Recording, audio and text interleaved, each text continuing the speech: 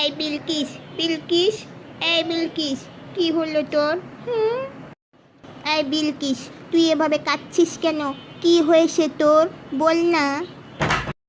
এভাবে কাঁদছিস কেন বিলকিস তুই? আর বলবে না ভাবি, আমি কেন কাঁদছি, আমি অনেক কষ্টে আছি। কেন, তোমার আবার কি হলো? তোমার আবার কিসের কষ্ট?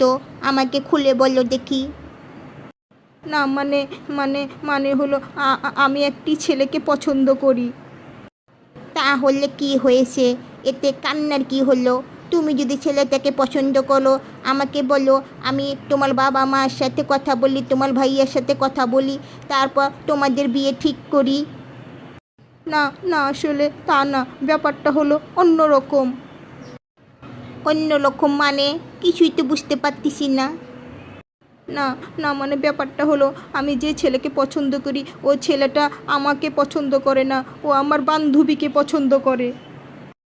ও, বান্ধবীকে পছন্দ করে? এটা তো খুব দুঃখের বিষয়। তাহলে তুমি তাকে বোঝাও।